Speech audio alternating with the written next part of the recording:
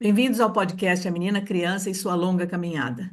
Hoje conversaremos sobre a sessão Por que eu sou uma menina, fato concreto número 4 do capítulo 2, que estão nas páginas 73 a 83 do nosso e-book. Eu sou Maria Lígia Conte e minha convidada especial de hoje é Ciana Insa Daud, de Moçambique. Bem-vinda, Ciana. Você poderia se apresentar, por favor? Bom dia, Lígia. Eu chamo-me Ciana Insa Daúde, sou diretora provincial de Assuntos Sociais aqui na província de Gaza, em Moçambique, porque muita gente procura saber se Gaza é em Palestina, mas é Gaza de Moçambique. E tenho 42 anos, mãe de quatro filhos, e, e sou também estudante de doutoramento em Geografia. Geografia, que legal. E esse qual é o seu filho? Mais velho, mais novo? Eu, mais novo, É o tem mais novo. 3 anos e chama-se Akim. Eu Saquinho? chamo Akim. Akim. Akim. Olá, Akim, bem-vindo. É sobre o seu nome, antes da gente começar, você estava me falando, antes da gente gravar, do seu nome. Insa significa Jesus Cristo? Significa Jesus, Sim, isso significa Jesus Cristo. E Daúde é David. Davi. E Seana não é um nome português. O que que é Seana? Akim. Não, é um nome inspirado nas traduções da cultura mesmo africana e significa enviada de Deus. Olha que legal, um nome sagrado. Eu ouvi uma vez uma fala da Chimamanda Ngozi, que é aquela escritora, não sei se pronuncia Ngozi, mas a Chimamanda é bastante famosa, escritora nigeriana, e ela diz que ela meio que se incomoda das pessoas perguntarem o que significa o nome dela. E daí ela fala, toda vez que ela diz o nome dela, que é Chimamanda, as pessoas perguntam o que significa. E ela falou, nossa, se a pessoa fala que se chama Karen, ou se chama Elizabeth, ou se chama Nancy, a gente não pergunta o que significa. Mas é que nós duas falamos português, a gente está em países de língua portuguesa e o seu nome não é um nome na nossa língua Como, portuguesa, né? Por isso que eu tenho a sim, curiosidade. Bem bacana mesmo, que legal, mas um nome bem sagrado aí, né? Bem, ba- de facto, bem tem sagrado. uma bagagem e tanto. É. Então, sobre o capítulo de hoje, esse capítulo 2, a gente está vendo as consequências das severas regras do patriarcado e os seus efeitos maléficos sobre as meninas e mulheres em vários lugares. Estivemos vendo as consequências das severas regras do patriarcado e seus efeitos maléficos sobre as meninas e mulheres. E nesta sessão especial, porque eu sou uma menina, lemos sobre antigos pensamentos filosóficos e interpretações tendenciosas das escrituras sagradas. Então, existe bom, a gente vai conversar sobre isso. Essas interpretações e esses pensamentos filosóficos, eles levam grupos humanos a crer numa escada de valores. E que supostamente é uma determinação divina, essa escada de valores que tem cerca de 5.000 anos. E nessa escada, o homem, o macho, né, o sexo masculino, está acima de toda a criação, está acima da mulher. E isso representa uma grave ruptura no nosso tecido social. Eu queria saber como que você percebe isso. Se você pode falar localmente ou mundialmente, como é que você percebe essa ruptura, essa escada, todo esse contexto? Realmente este é um tema complexo de se falar, porque todos os dias nós nos deparamos com situações que nos levam a refletir bastante sobre estas questões como isto, isto está complicado. Bom, essa é uma situação tão corriqueira para nós, Luciana. Você falou que você está com quarenta e Sim, dois anos, tem quatro filhos, eu já tenho quase 70 anos. E tenho dois filhos que já são adultos, tenho meus netos, mas essa é uma situação tão nossa, né, de mulheres, onde a gente eu tenho que cozinhar, tenho que arrumar a casa, tenho que cuidar das crianças, tenho que trabalhar, tenho que fazer uma opção de coisas, e as crianças estão sempre lá. É o ser mulher, não se preocupe, faz parte e é sim, bem-vindo. Então, é voltamos a falar complicado. sobre essa situação da escada. Sim, estas situações, elas são, sim, tocar neste aspecto, a mulher tentar entender qual é o seu lugar no mundo, ou mesmo a criança. é muito complicado, porque nos últimos anos, nos últimos tempos, temos estado a falar sobre o empoderamento feminino, equidade e igualdade do gênero. Trabalhamos bastante no campo de acesso à educação, bastante no campo do acesso ao trabalho, bastante também no acesso à ocupação de cargos de chefia e segurança e confiança. Entretanto, quando é lançado os editais para o concurso, estou a falar no âmbito profissional, poucas mulheres aplicam para profissional. Mas no âmbito da educação, nós já conseguimos aqui a nível do país, estou a falar isso de Moçambique, já conseguimos ver muitas mulheres a aplicarem para terem acesso à educação, às novas, aos diferentes níveis e participação também nos diferentes subsistemas.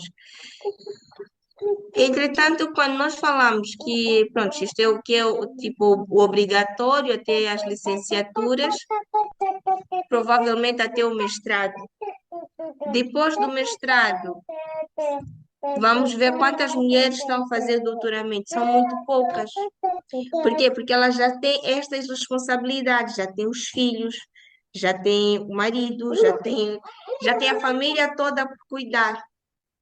E quando ela decide, a maior parte das ofertas, né, formativas no nível da ciência, elas não, por exemplo, o nosso país não oferece aquilo que dizer que é o ensino ainda que nós queremos como padrão de qualidade. E aí fica o desafio, até que ponto realmente eu conquistei a tal equidade do gênero?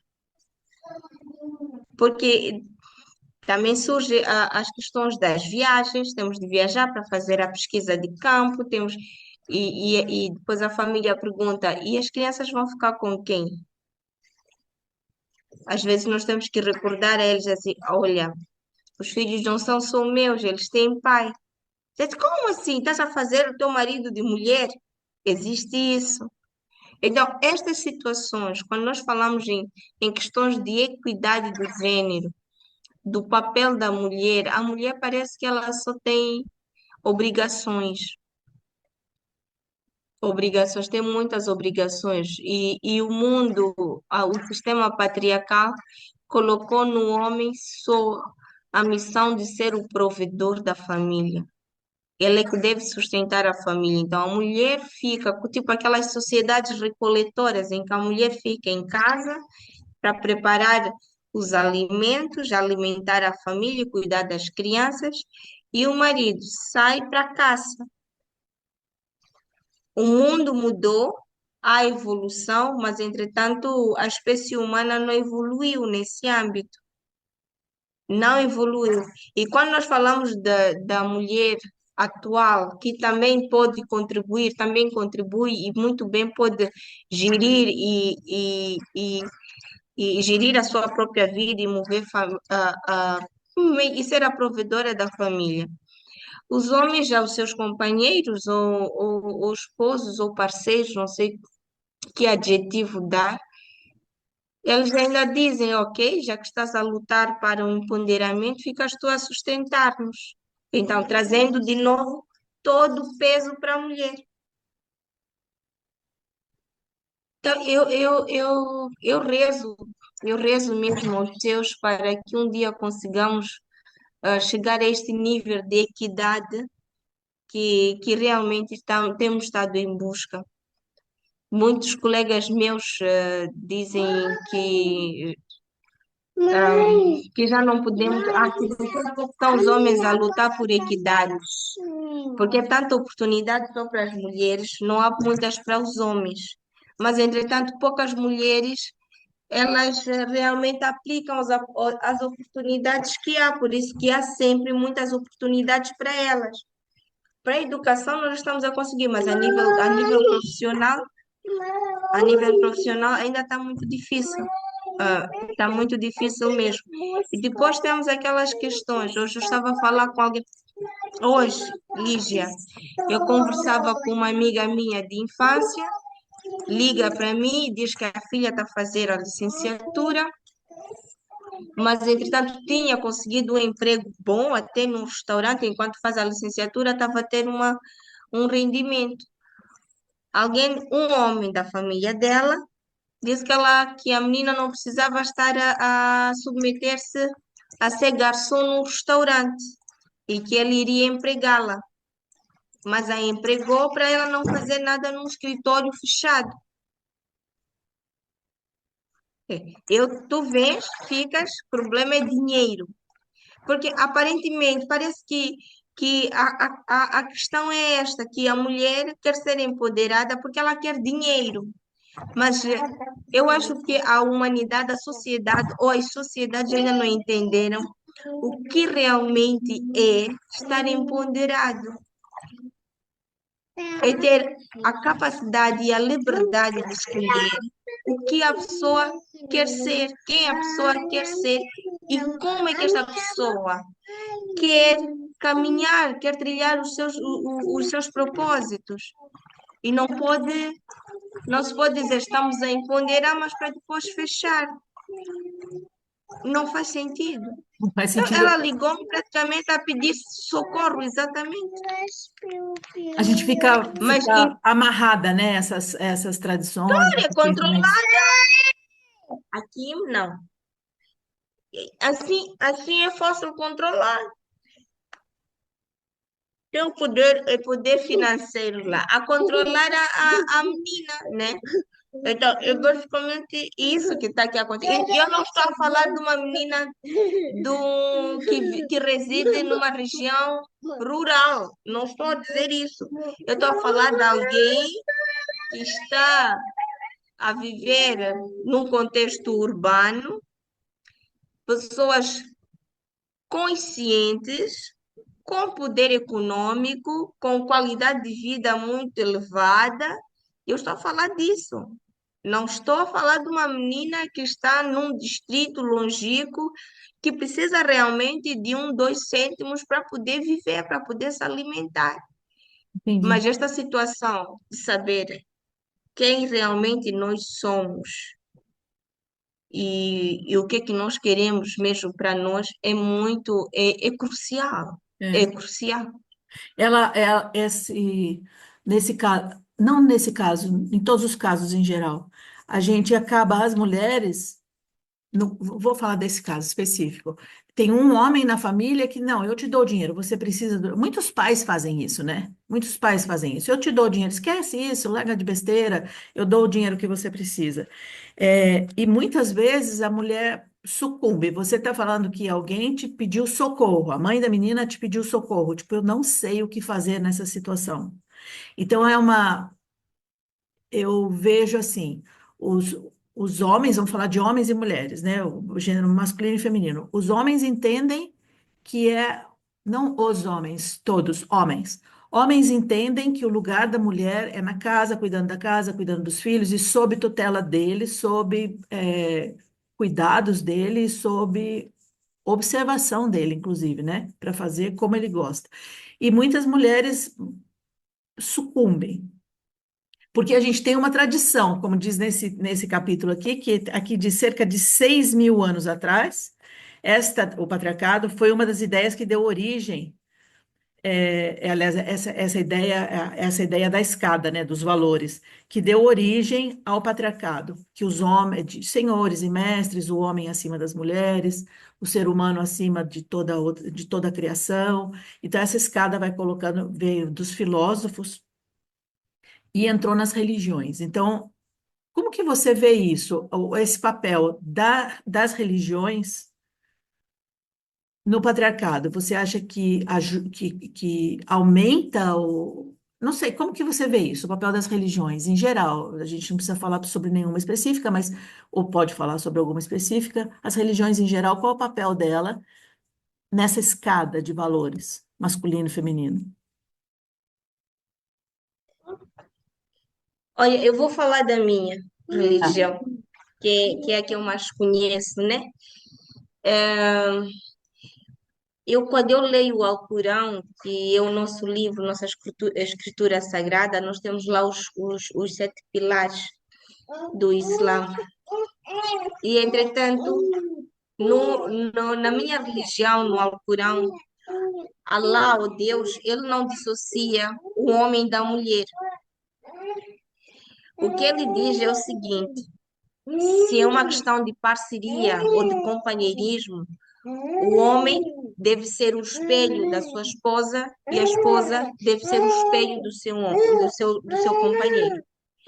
Então, isto está desde o comportamento, o caráter, a forma como olha para o outro e também nas vestimentas, porque na minha religião, a minha liberdade ou a expressão da minha liberdade não pode nunca ofender a expressão da liberdade da outra pessoa. Isto é o que está escrito nas escrituras. É assim que eu entendo e é assim que eu me guio.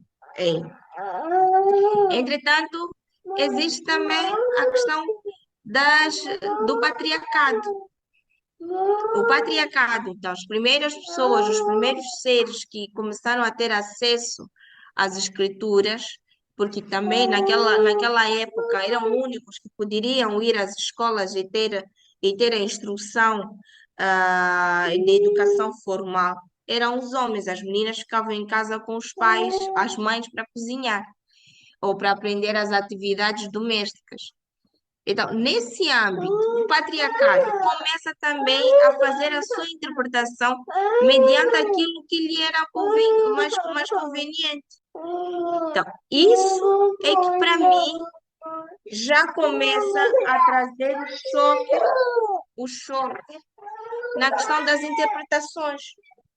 Na questão das interpretações, que infelizmente muitas mulheres ainda não conseguiram assimilar isso. E quando nós vemos algum líder religioso a conversar com a mulher, é sempre com um desdém. São poucos que realmente conseguem chegar às mulheres, conseguem chegar às mulheres, principalmente, de uma forma mais humana. Estou a falar isso até de líderes religiosos que, quando vê uma professora islâmica dentro da religião e está solteira, acha que esta mulher deveria ser uma segunda ou terceira esposa dele. Isso é horrível.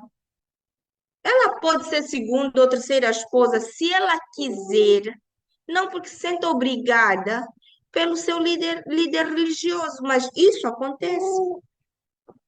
Isso acontece. Aí entram as questões ligadas à aplicabilidade daquilo que são os direitos da mulher na religião, os direitos da mulher na sociedade em que ela está inserida, né? Mas, infelizmente, não tem estado a acontecer. E a minha luta já há alguns anos tem sido essa. Primeiro, ensinar as mulheres a entenderem que elas são as laranjas inteiras, não metades da laranja, e que elas só podem envolver-se em uma relação se elas realmente quiserem, sentirem-se prontas para tal. Não porque a sociedade obriga, porque a nossa sociedade, ela aparece de uma forma que nós chamamos de tribunal social, ela obriga a pessoa, ela condena a pessoa, sem a pessoa cometer crime algum, Lígia. Então, nós temos que nos olhar uns aos outros como pessoas humanas e entender que toda a gente é muito importante. Cada pessoa tem sua importância e tem seu papel aqui no mundo. E não estamos apenas a cumprir ordens ou a carregar fardos de cumprir tarefas e mais tarefas. É isso que eu tenho feito, é este tipo de abordagem que eu tenho levado através das investigações que eu faço, nas palestras que dou e programas que desenvolvo, e também o que eu tento passar para os meus filhos. Eu vejo assim, na questão eu não tenho uma religião, então eu não posso falar, eu não tenho uma formação religiosa, né? Eu estudei em colégio de freiras por um período, e então tive algumas orientações cristãs, mas eu tenho lido bastante sobre mulheres cristãs que estão em trabalhos mostrando que a Bíblia, principalmente o Novo Testamento, e os próprios passos de Jesus Cristo, ele valoriza muito a mulher, né? Ele mostra muito. Então, é uma questão de interpretação, como você está falando. Então, no Antigo Testamento, e é isso não vou falar da religião cristã, eu vou falar de como eu vejo, no Antigo Testamento são mostradas várias histórias de mulheres, algumas mulheres maravilhosas, mulheres fantásticas, poderosas, e também é mostrado vários pensadores, não sei que nome teriam, pessoas que estão na Bíblia, né, personagens, vou chamar de personagens da Bíblia, que colocam a mulher num lugar mais baixo, né, num lugar inferior. Mas aí vem Jesus Cristo, e daí tem o Novo Testamento, os cristãos deveriam se basear no Novo Testamento, e o Novo Testamento mostra essa mulher liberta, né? Uma mulher capaz de tocar a própria vida. Mas tem essa interpretação de interesses, como você está falando. Não é interessante colocar. Eu não sei por que que não é interessante, mas não é interessante para os homens dar poder às mulheres. Talvez porque eles saibam que a gente já tem um poder, né? Nossa, quando a gente fala em empoderamento, você vai dar poder a quem já tem poder, na verdade. A gente só vai tomar o que é nosso, né? Mas é complicado hoje a gente vê muito movimento, eu tenho usado nessas gravações anteriores o exemplo do que está acontecendo nos Estados Unidos atualmente, não com o objetivo de apontar o dedo para os Estados Unidos e criticar um outro país, que não o meu próprio, mas porque os Estados Unidos têm um papel muito importante aqui no Ocidente, né? Um papel muito, como anda os Estados Unidos, o Ocidente vai caminhando também, ainda com todos os problemas que eles têm, uma nação líder. E a gente vê o que está acontecendo com as mulheres hoje lá, as leis, os decretos, as regras que estão, como é que estão colocando.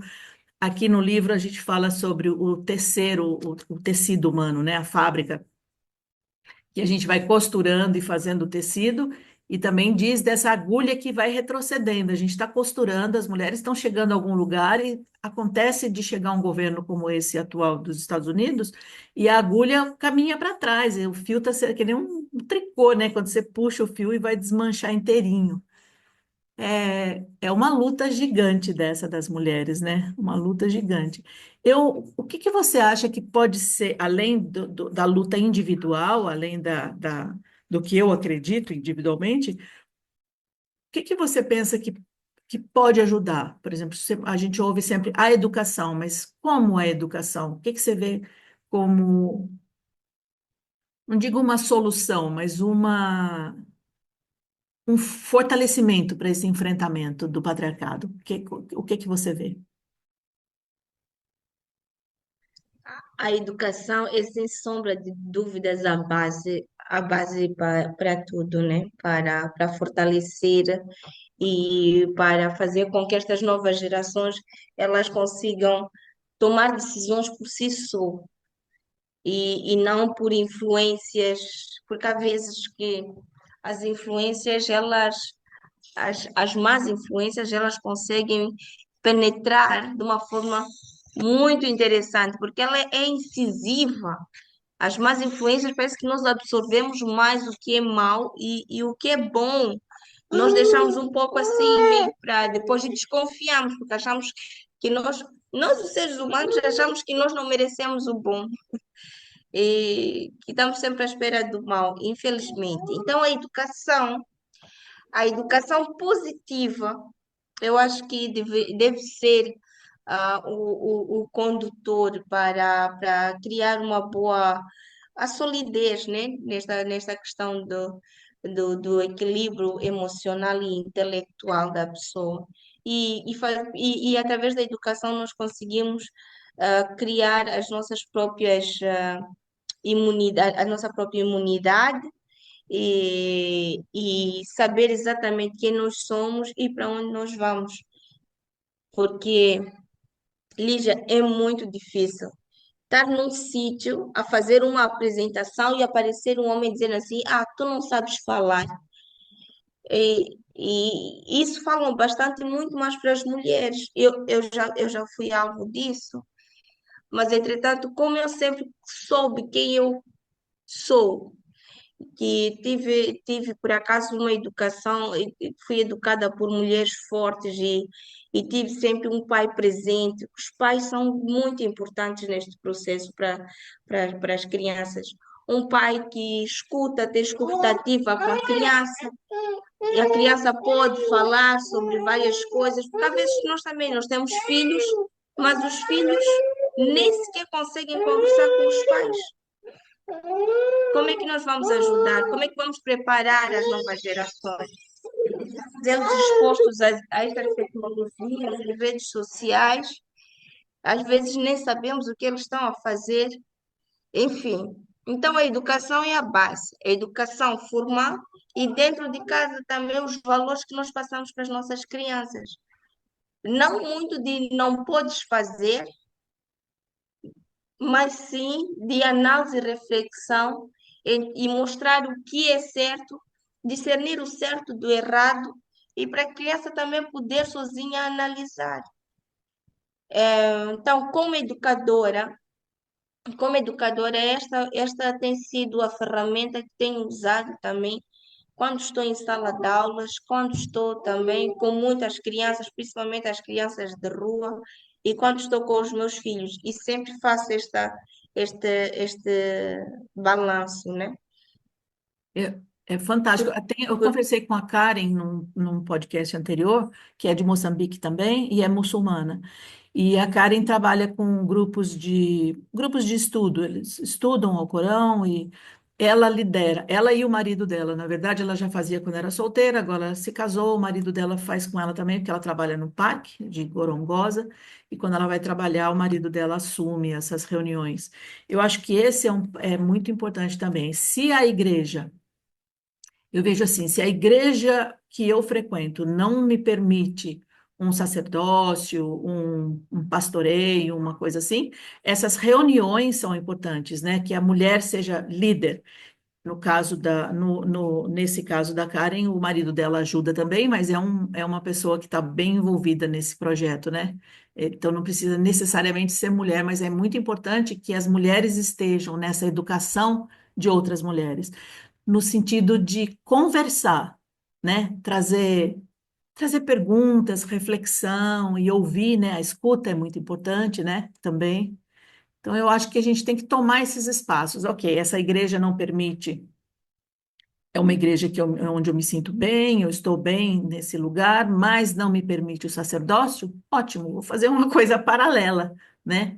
Participo disso, porque eu acredito nisso, mas eu também faço uma coisa paralela, um trabalho com mulheres. Eu acho que isso é fundamental, que as mulheres têm uma fala de uma juíza americana, que eu não vou saber o nome agora, mas que eu achei bastante importante que é isso, quando a gente sobe um degrau social ou acadêmico, a gente sobe um degrau, a gente tem que estender a mão para trazer pelo menos mais uma mulher com a gente, né? E, e eu acho isso, quando a gente tem um esclarecimento sobre determinado assunto, no caso desse, do nosso direito de ser, a gente tem que levar isso para outras mulheres, né? Fazê-las pensar e ponderar e avaliar isso, né?